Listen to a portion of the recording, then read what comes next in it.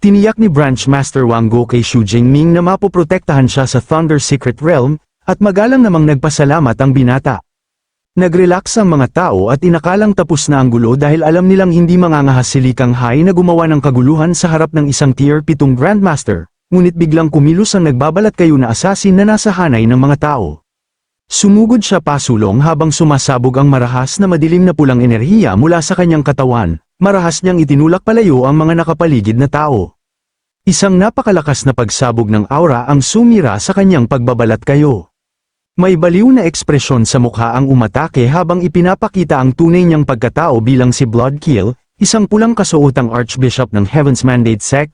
Inanunsyo niya ang kanyang utos na lipulin ang Thunder Secret Realm at idineklara ang kapahamakan ni Wang Guo at Xu Jingming. Nagulat si Branch Master Wang Guo nang mapagtanto niyang kaharap nila ang isang nakakatakot na Tier 8 Grandmaster mula sa kilalang kulto. Malamig na pinagmasdan ni Bloodkill si Xu Jingming at kinilala ang napakalaking potensyal nito. Binanggit niyang ang isang high-rank Tier 3 na kayang higitan ang lakas ng Peak Tier 4 na ay maaaring maging isang martial saint balang araw, ngunit sa distang sinabi niyang dito na magtatapos ang paglago ni Xu Jingming ngayong araw. Ngumingiting kinutya ni Bloodkill ang batang henyo at sinabing tawagin nito ang kanyang Space-type Grandmaster mula sa universidad upang humingi ng tulong. Pinagtawanan niya ang ideya at inakalang napakalayo ng distansya upang makapag-teleport ito para sumaklolo. Hindi naman natinag si Xu Jingming at bahagya lamang nainis. Pinuna niya ang kayabangan ng Tier 8 Grandmaster dahil alam niyang minamaliit nito ang kakayahan ni Vice Principal Ling Xuang, isang S-rank Space-type user. Ngumingiti ng may kumpiyansa, nagtaka si Xu Jingming kung bakit palaging masyadong maagang nagdiriwang ang kanyang mga kaaway, itinaas niya ang kanyang protective talisman at nagpa siyang pagbigyan ang mayabang na hiling ni Bloodkill. At pagkatapos ay mahigpit niya itong dinurog sa kanyang kamay. Agad na lumitaw sa langit ang isang napakalaki at masalimuot na asul na magic circle, mula sa gitna ng kumikislap na portal, dahan-dahan na bumaba si Vice Principal Ling Xuang habang napapalibutan ng umiikot na mala-espiritong enerhiya. Lubos na namangha ang mga nakapaligid sa biglaang pagdating ng Tier 8 Grandmaster ng universidad, nang maramdaman nila ang nakakatakot na pressure ng kanyang aura, napuno sila ng matinding ginhawa at kumpiyansang ligtas na sila. Habang pinapanood ito mula sa gilid, pinagpawisan ng malamig si Li Kanghai, hindi siya makapaniwalang ang isang simpleng estudyante ay may kakayahang tumawag ng isang Tier 8 Grandmaster bilang suporta. Napakuyom siya sa sobrang pasasalamat na hindi siya umatake kanina dahil napagtanto niyang masisira sana nito ang buong Li family. Habang lumulutang sa ere, malamig na tinitigan ni Ling Xuang ang assassin at kalmadong nagsabing ang mga labi ng Heaven's Mandate Sect ay parang mga maltong patuloy na nagtatago.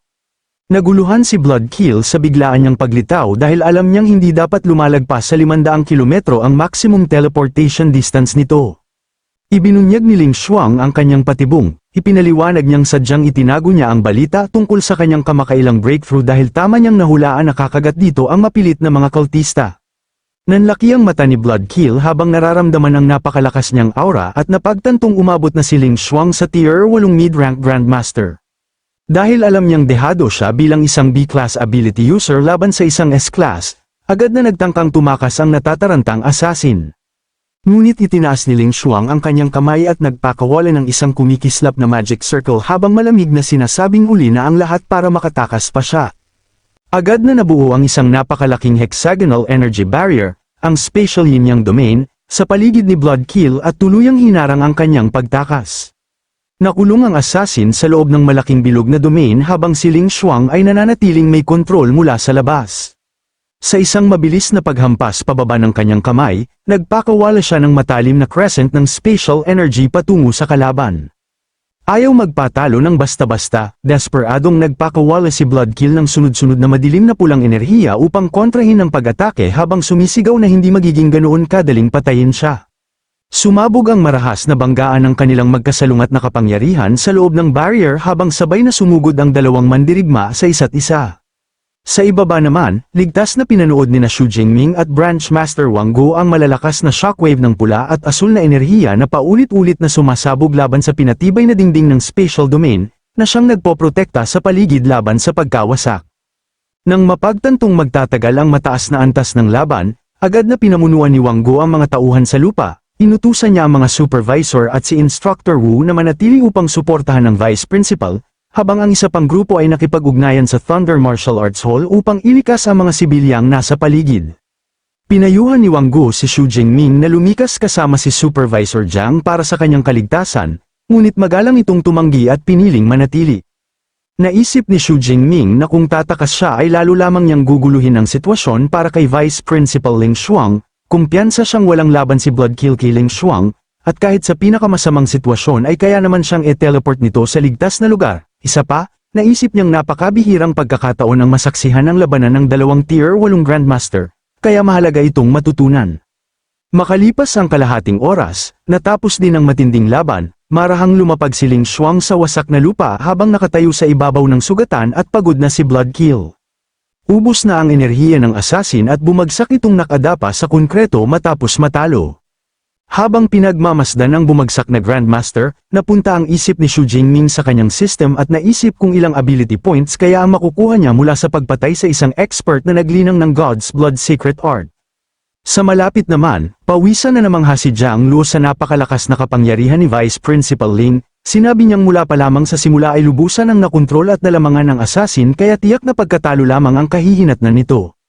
Tinanong ni Xu Jingming ang kanyang senior brother kung nakita na ba nito dati si Ling Shuang na lumaban, umamin si Jiang Luo na hindi pa, at ipinaliwanag na mas mailap pa ito kaysa sa head principal ng universidad. Pagkatapos ay itinuro niya kung gaano kabuti ang trate ni Ling Shuang kay Xu Jingming dahil binigyan siya nito ng napakahalagang space talisman.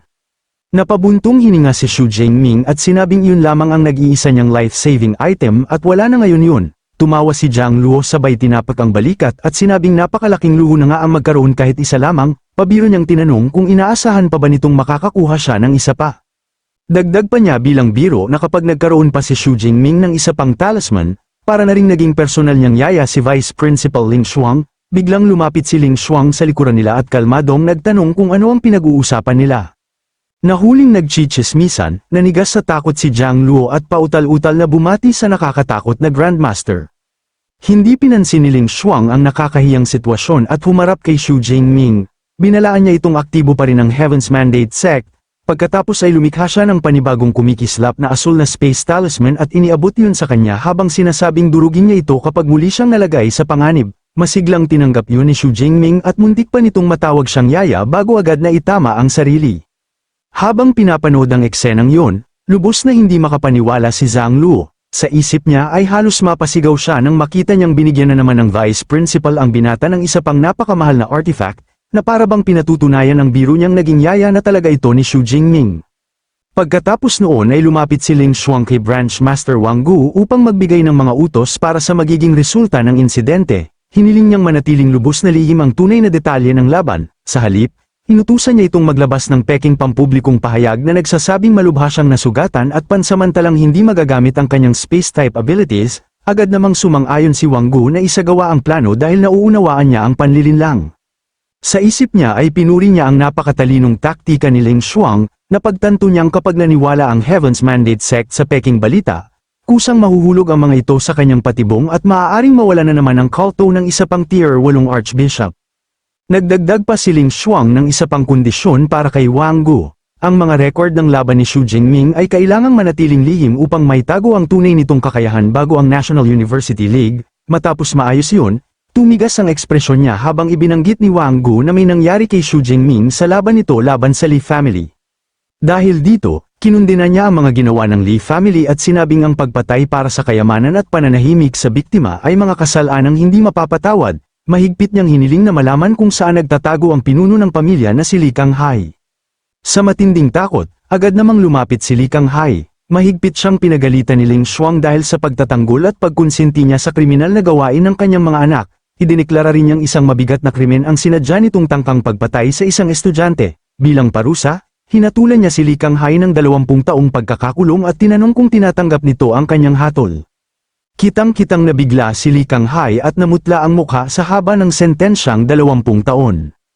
Dahil alam niyang wala siyang kapangyarihang lumaban sa isang Tier 8 Grandmaster, lumuhad siya at yumuko habang tinatanggap ang kanyang parusa. Nagbulungan ang mga nakapaligid tungkol sa mabigat na hatol. May ilan na nagsabing talagang pinoprotektahan ng universidad ang kanilang mga estudyante, habang may iba namang nagsabing kasalanan ng Li family kung bakit sila nauwi sa ganoong kapahamakan. Pinanood ni Wang Gu ang wasak na pinuno ng pamilya habang nakaluhod, at napagpasyahan niyang tuluyan ang bumagsak ang Li family. dahil patay na ang kanilang pangunahing mga miyembro at makukulong ng matagal ang kanilang leader, alam niyang hindi na sila muling makakabangon.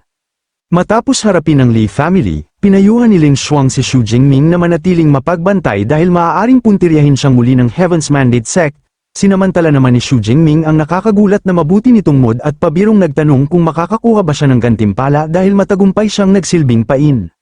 Sa malapit, halos mapasigaw na naman si Zhang Luo sa sobrang hindi makapaniwala habang iniisip kung gaano katapang ang kanyang junior brother na humingi ng reward mula sa isang nakakatakot na tier 8 Grandmaster. Labis pang ikinagulat ni Zhang Luo nang hindi magalit si Ling Xuang, sa halip, huminto ito at kalmadong nagtanong kung anong reward ang gusto niya. Tuluyang natulala si Zhang Luo nang makitang seryosong pinapansin ni Ling Xuang ang kahilingan. Nang mapagtanto ni Xu Jingming na sineseryoso siya nito, ngumiti siya at iwinagayway ang kanyang mga kamay habang ipinapaliwanag na nagbibiro lamang siya. Inamin niyang hindi siya dapat maging sakim matapos nang makatanggap ng pangalawang napakahalagang space talisman. Nagpakita si Ling Xuang ng pambihirang malambot ng ngiti at sinabing matagal na simula nang may taong naglakas loob na magbiro sa kanya. Habang lumilitaw ang asul na liwanag, ibinunyag niyang may espesyal talaga siyang inihanda para sa kanya. Itinaas niya ang isang kumikislap na pendant necklace at marahang inalok ang magandang artifact kay Xu Jingming. Nag-alinlangan si Xu Jingming nang ialok sa kanya ang kumikislap na asul na pendant dahil naramdaman niyang mas malakas pa ito kaysa sa tier 7 talisman na ibinigay ng kanyang guro. Kinumpirma ni Ling Xuang na isa itong tier 8 talisman na kayang hamarang sa atake ng isang mid-rank Grandmaster, dahil hindi na raw yun gaanong kapaki-pakinabang sa kanya. Ibinigay niya yon bilang gantimpala. Tinanggap ni Xu Jingming ang artifact at nangakong magiging tapat siya sa vice principal. Kalmado lamang na iwinala ni Ling Xuang ang kanyang pangako at pinayuhan siyang ituon na lang ang pansin sa kanyang cultivation. Habang ikinakabit ni Xu Jingming ang bagong talisman sa kanyang pulsuhan, tahimik siyang pinanood ni Zhang Luo habang lihim na hinihiling na sana ay mayroon din siya nito. Habang nakalutang si Ling Xuang, napagtanto ni Wang Guo kung gaano nito pinahahalagahan si Xu Jingming kaya nagpasya siyang mapalapit sa batang estudyante. Pagkatapos noon ay tinanong ni Ling Xuang kung tapos na ba si Xu Jingming at iminungkahing sabay na silang bumalik sa Magic City Ability University para sa bagong semestre. Magalang namang tumanggi si Xu Jingming at ipinaliwanag na mayroon pa siyang kailangang tapusin. Nang tanungin siya kung gaano pa katagal, tinansya niyang kakailanganin pa niya ng 2 araw. Sa ikinagulat niya, nagpasya si Ling Xuang na hintayin siya at nangakong ihahatid siya pabalik kapag natapos na ang kanyang cultivation. Ngumiti si Xu Jingming at tinanggap ang alok habang si Zhang Luo naman ay pawisan na nakatingin sa inggit. Hindi siya makapaniwalang ang isang high-ranking Grandmaster ay kumikilos na parang personal na yaya ng isang estudyante. Kalaunan, sa kanyang marangyang villa, nagising si Xu Jingming sa kama na mukhang hilo pa habang tinitingnan ang kanyang cellphone. Biglang nawala ang kanyang antok nang matarante siyang mapagtanto na 2 buong araw pala siyang natulog. Agad siyang tumakbo palabas ng kanyang silid habang nagrereklamong 2 oras na lamang ang natitira sa kanya sa Thunder Secret Realm upang maunawaan ang liquefying lightning. Mabilis siyang tumakbo sa hallway ngunit biglang napahinto nang mabiglang makita si Ling Xuang na kalmadong nagme-meditate habang nakalutang sa loob ng kumikislap na asul na magical runes. Nang hindi man lang lumilingon, tinanong ng vice principal kung maganda ba ang kanyang pahinga. Stress na sumagot si Xu Jingming na oo, ngunit kinakabahan niyang idinagdag na halos wala na siyang natitirang oras para tapusin ang kanyang lightning training. Pinakalma siya ni Ling Xuang at ibinunyag na wala na siyang time limit dahil in-upgrade ni Branch Master Wang ang kanyang S-Class Pass upang maging permanenteng pass. Maluwag na nagpasalamat si Xu Jingming sa kanya. Nilinaw naman ni Ling Xuang na wala siyang gaanong ginawa dahil sariling desisyon yun ni Wang Guo, sapagkat pinahahalagahan nito ang potensyal ng estudyante. Gayunpaman, nahulaan ni Xu Jingming na ginawa lamang ng Branch Master ang upgrade bilang paggalang kay Ling Xuang. Sumang-ayon si Ling Xuang ngunit sinabi ring hindi alam ni Wang Guo ang tunay nitong SS rank talent, na sapat na sana upang automatikong makuha niya ang upgrade, pagkatapos ay binalaan niya itong maghanda dahil tiyak na mabubunyag ang kanyang rank sa nalalapit na National University League, nang tanungin siya ni Xu Jingming kung ano ang dapat niyang paghandaan. Binanggit ni Ling Xuang ang mga tukso tulad ng kayamanan, kapangyarihan, kasikatan, at kababaihan. Binigyang diin niya kung gaano kabihira ang SS rank talent nito, na hindi pa nakikita sa loob ng 4 na taon, at hinimok siyang mag-ingat sa mga distraksyong iyon. Magalang na tiniyak ni Xu Jingming na nauunawaan niya, dagdag pa ni Ling Xuang na kumpara sa kayamanan at kapangyarihan, mas nag-aalala siya na matukso ito ng mga babae dahil iyon ang pinakakaraniwang patibong na ginagamit ng mga banyagang puwersa. Lumapit siya habang seryoso ang tingin at gumawa ng nakakagulat na alok. Sinabi niyang kung hindi sapat ang dalawang babaeng kasama nito upang matugunan ang kanyang pangangailangan, sabihin lamang sa kanya at personal niya yung aayusin. Lubhang nabigla si Xu Jingming sa kakaibang sinabi at agad na namula habang pautal-utal na sinasabing hindi nakakailanganin ang ganoong bagay. Naputol ang tensyon ng kalmadong tawagin ni Ling Xuang ang isang tao sa labas at papasukin ito. Sabay na napalingon sina Xu Jingming at Ling Xuang sa pintuan habang pumapasok sina Branch Master Wang Gu at Zhang Luo. Tiniyak ni Wang Gu sa estudyante na nakulong na ang mapanganib na si Li Kanghai at hindi na muling magiging banta ang Li family. Ngumiti si Xu Jingming at taos-pusong nagpasalamat sa Branch Master sa pag-asikaso sa sitwasyon at sa permanenteng pag-upgrade ng kanyang pass.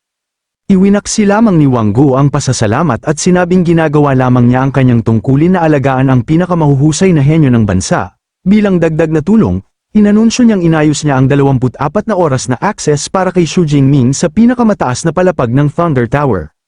Tuwang-tuwang muling nagpasalamat si Xu Jingming kay Branch Master Wang para sa access. Sa likuran niya, lumikha si Ling Xuang ng isang kumikislap na gintong teleportation portal. Marahang itinulak ni Ling Xuang si Xu Jingming pasulong at inalok na personal siyang ihatid doon.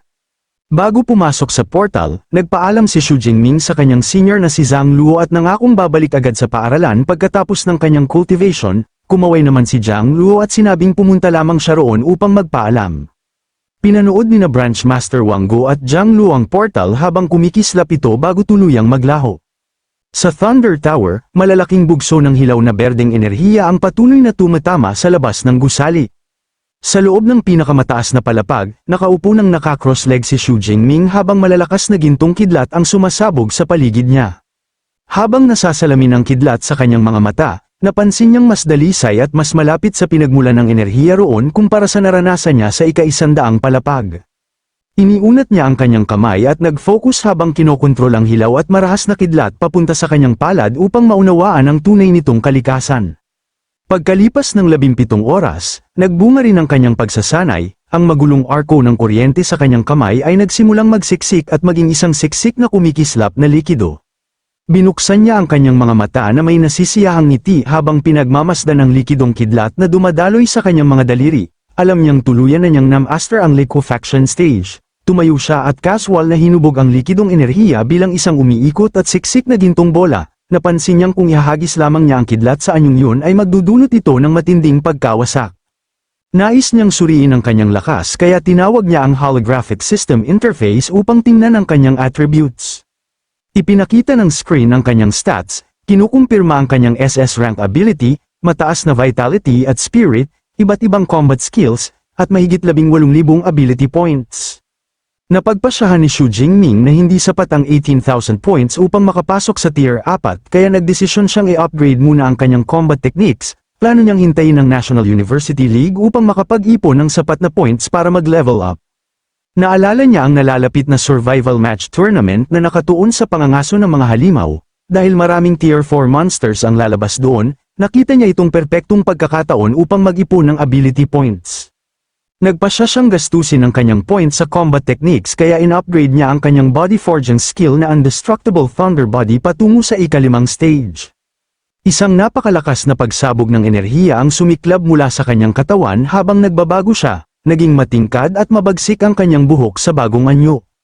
Habang nakatayo sa kanyang pinahusay na estado, tuwang-tuwa siya nang mapansin na ang 15,000 point upgrade ay halos nagdagdag ng 1,000 vitality points sa kanya.